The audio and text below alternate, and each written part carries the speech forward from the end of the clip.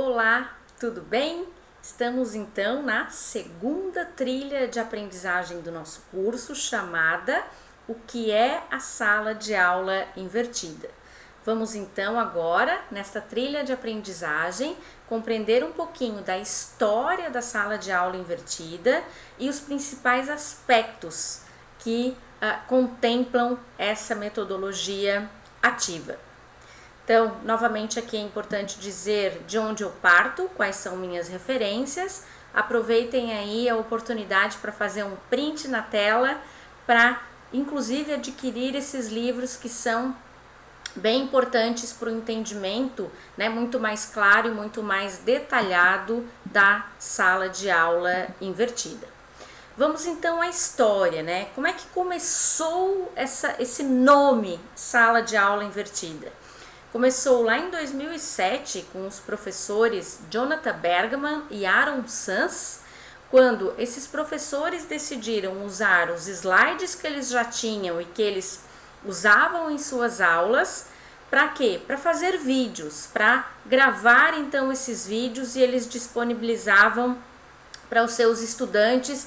E aos poucos o que aconteceu? Outros professores foram usando esses mesmos vídeos, outros alunos de outras turmas e de outras escolas foram usando também esses vídeos, e foi daí então que começou, né, essa nomenclatura aí, sala de aula invertida, colocando o estudante como um protagonista, principalmente nos momentos síncronos, sejam eles, né, físicos ou sejam eles virtuais. Então, primeiro, né, se chama Flipped Classroom, ou a sala de aula invertida, que inverte aí a lógica do que é feito, ou de como é planejado e de como é executado o que vai acontecer com os estudantes, ou o que eles devem fazer em casa e o que deve ser feito então no momento presencial ou no momento síncrono.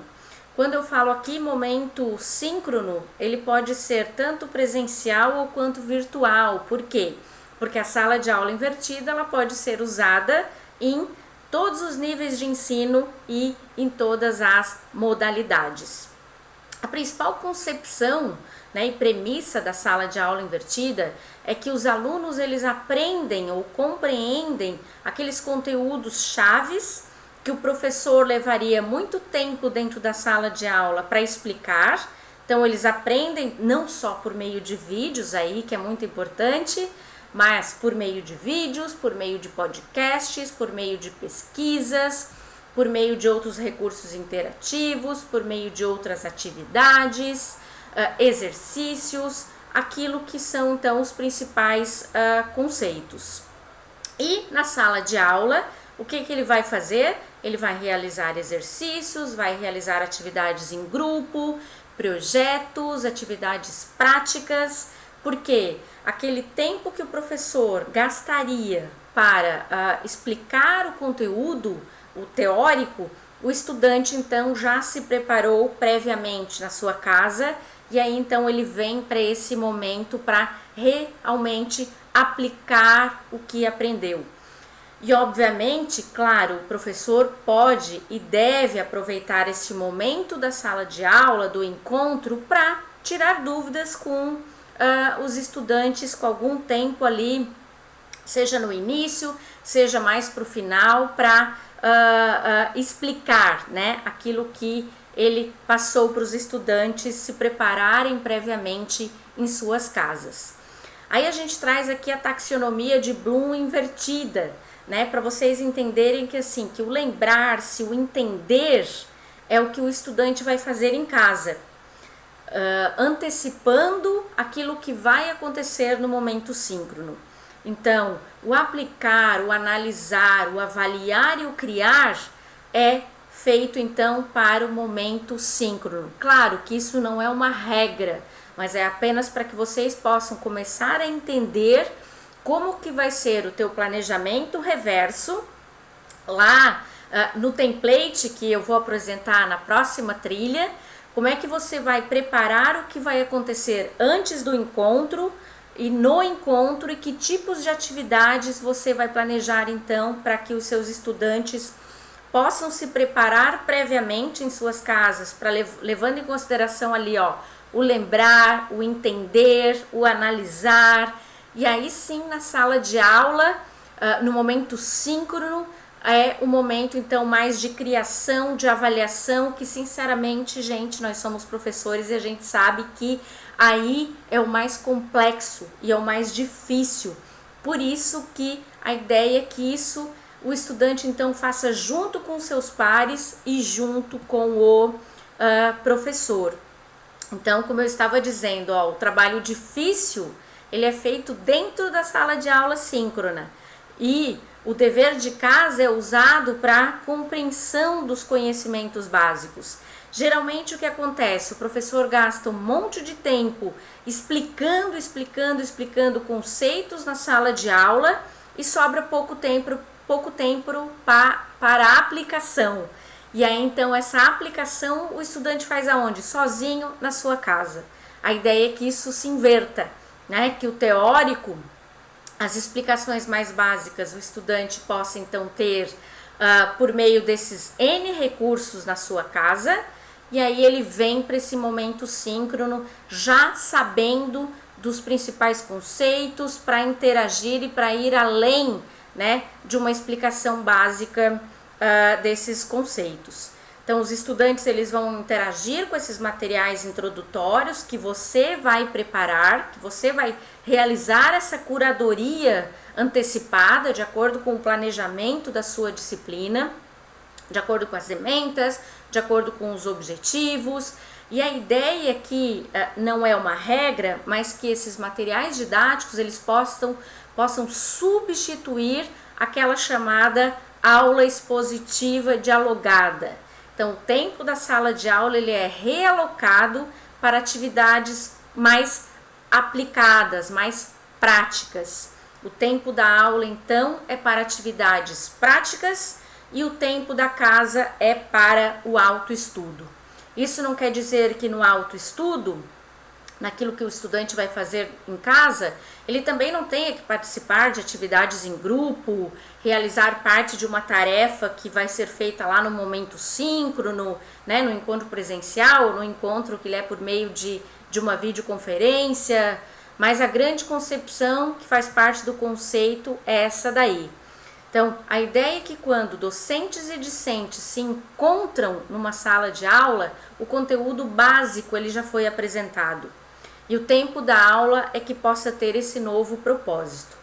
Aí, é claro, você, professor, deve estar aí se perguntando, né? Mas, professora Márcia, se o estudante ele não se preparar de forma antecipada, porque nós ainda vivemos numa cultura que é uma cultura que o estudante ele vem para ouvir o professor, né? Ele vem para ouvir quem sabe mais a respeito daqueles conceitos.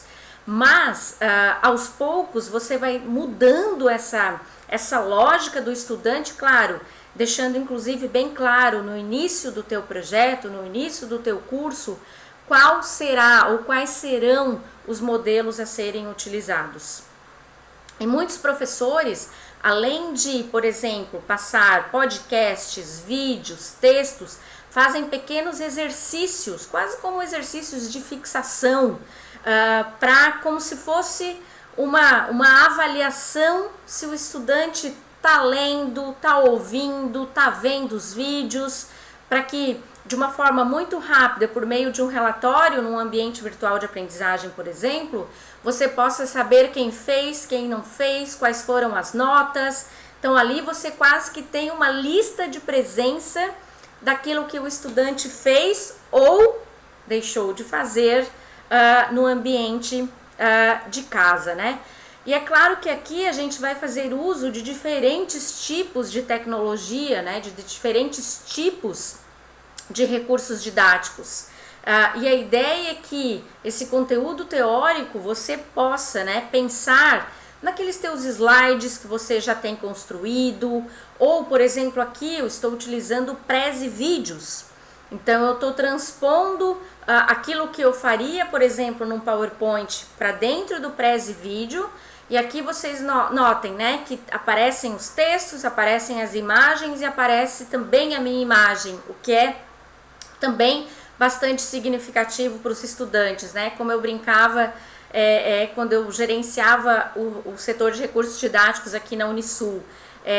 A gente não quer só cabeças falantes de professores nos vídeos repetindo aquilo que o estudante pode ler num texto, né? A gente também tem que ir além daquilo que está posto em cada um dos textos. Então, o dever de casa não é apenas o oposto do dever de casa convencional, até porque provavelmente o dever de casa convencional, o estudante ele até pode ler alguma coisa, mas ele vai fazer alguma atividade para entregar.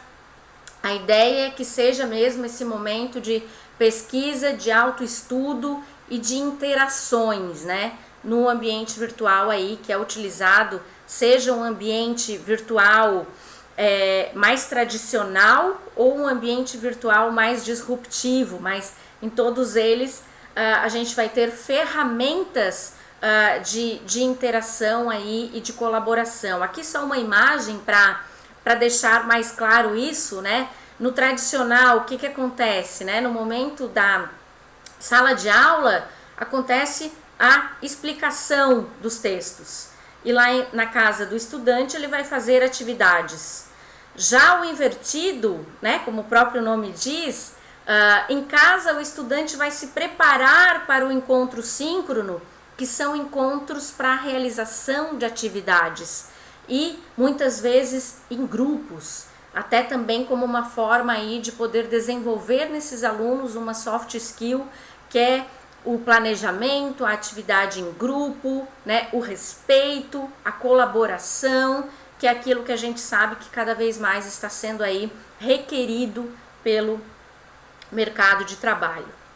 Então agora, né, que a gente passou esse overview muito rápido do que é a sala de aula invertida, eu gostaria muito de conversar aí com vocês nos comentários da nossa sala de aula, onde você vai refletir comigo, né? Que vantagens nós temos aí da sala de aula invertida como uma prática pedagógica? Você já enxerga possíveis mudanças na sua prática pedagógica, considerando a sala de aula invertida? Então, é muito importante que você interaja e deixa lá nos comentários, né, a sua reflexão a respeito disso. O nosso próximo vídeo será como planejar uma aula invertida. Então, a gente vai focar aí no planejamento reverso. Sala de aula invertida, planejamento reverso, tem um pouquinho a ver esses dois aí modelos. Então, a gente vai compreender como fazer um planejamento reverso, e aí eu vou trazer aí templates bem práticos que vocês vão fazer download, inclusive, para poder começar a planejar pelo menos um módulo da sua sala de aula ou um projeto enquanto equipe pedagógica, por exemplo, ou enquanto gestor de uma instituição. Então, desejo a todos aí, né, muito sucesso nessa caminhada e até o próximo vídeo. Tchau!